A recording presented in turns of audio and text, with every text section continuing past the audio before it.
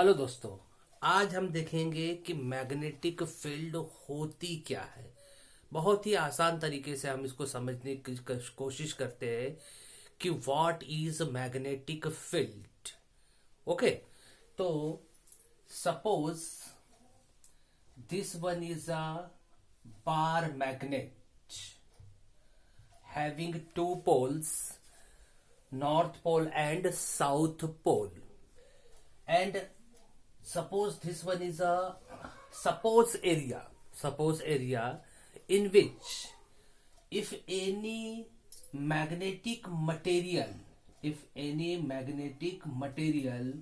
comes, then this magnet will attract that magnetic material. Then this suppose area around the magnet is called magnetic field. Simple सा है, the space around which up to which the magnet attracts the small pieces of iron is called magnetic field, या आप इनको बोल सकते हैं magnetic materials. ठीक है, अब मैग्नेटिक मटेरियल्स जो है वो magnetic materials are of three types. Magnetic materials कितने प्रकार के हैं? तीन प्रकार के हैं। Number one, diamagnetic material. Diamagnetic material, ठीक है, डायमैग्नेटिक मटेरियल। और दूसरा है डायमैग्नेटिक मटेरियल, दूसरा है पैरामैग्नेटिक मटेरियल। पैरामैग्नेटिक मटेरियल, ठीक है। तो और तीसरा है फेरोमैग्नेटिक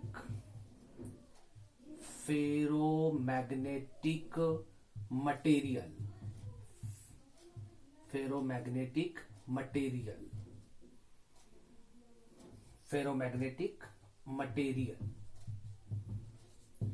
तो आप देख सकते हैं कि जो मैग्नेटिक मटेरियल्स है, that magnetic materials are classified into three categories: diamagnetic, paramagnetic और फेरोमैग्नेटिक मटेरियल।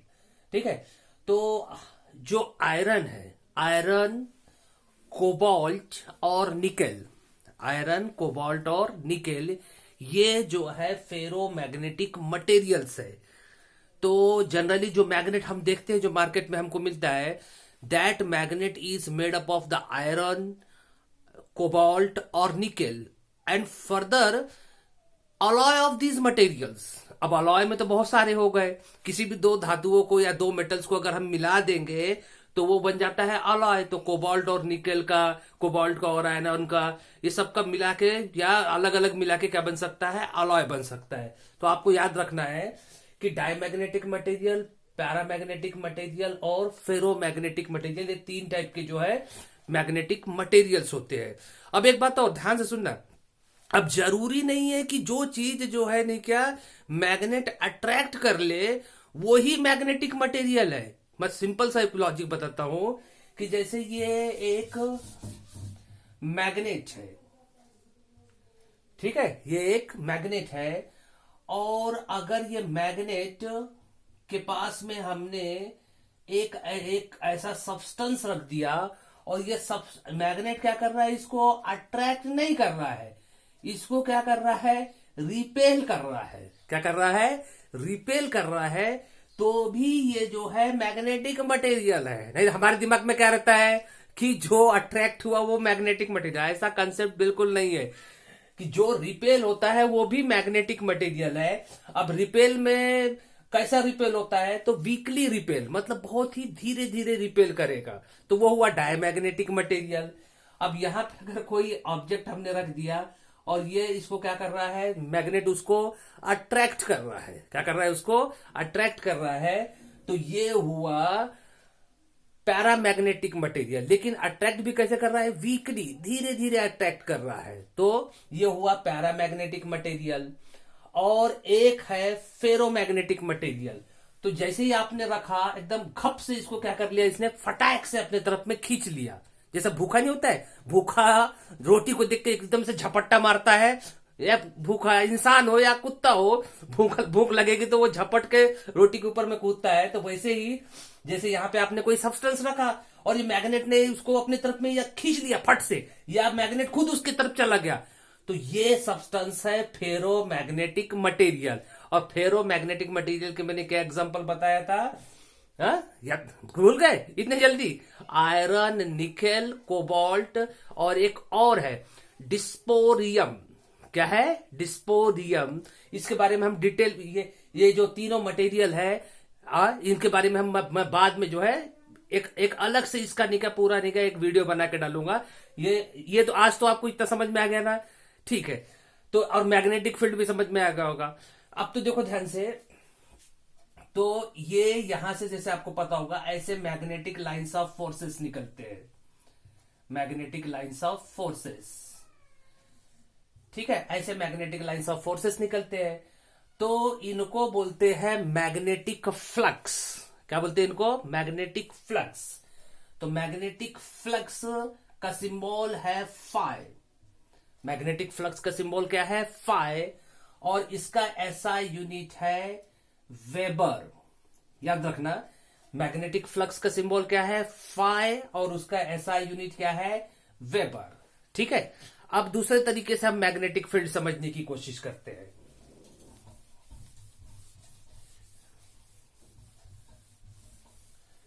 तो अब मैग्नेटिक फील्ड की डेफिनेशन हम बनाते बिल्कुल सिंपल वाली। जो पहले बताया था वो भी सिंपल है, लेकिन वो अपनी तरीके से बताया था।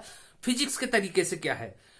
Magnetic flux per unit area, magnetic flux per unit area is called magnetic field.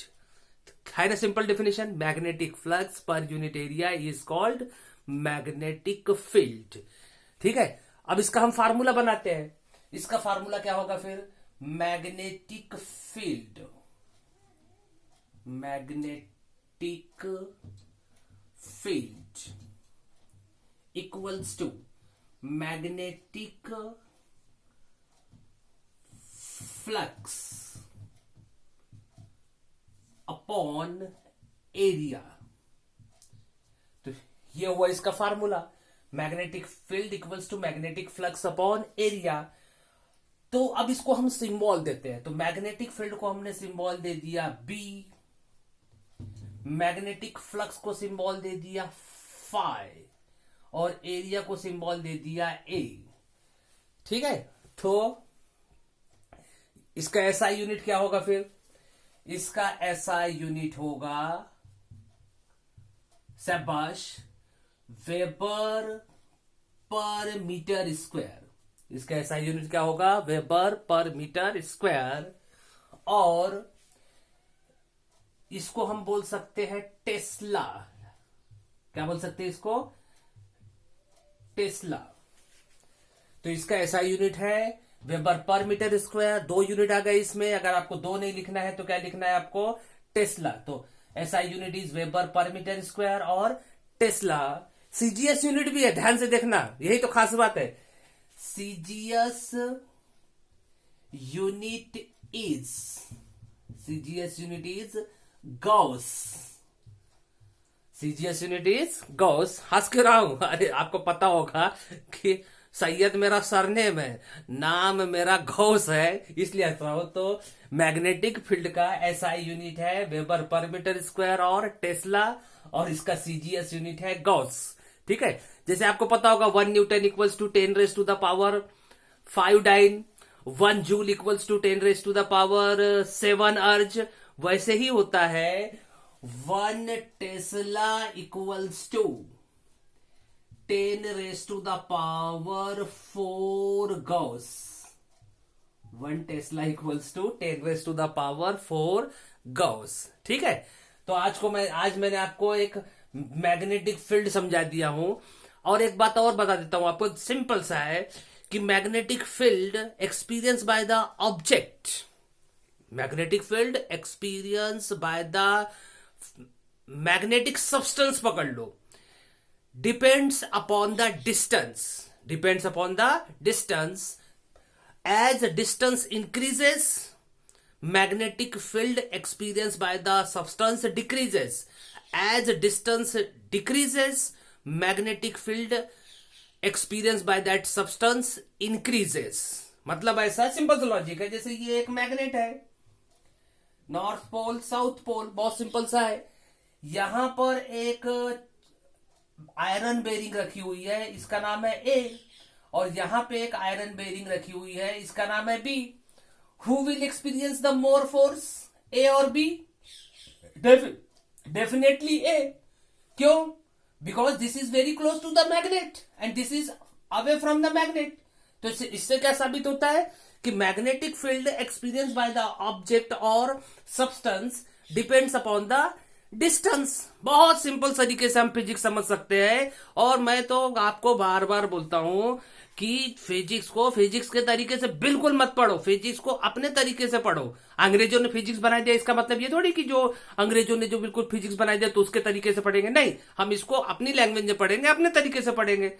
चलो मिलते हैं नेक्स्ट लेक्चर में, और थोड़ा सा लाइक वाइक मार दिया करो यार। चलो दोस्तों, मिलते हैं अगले लेक्चर में।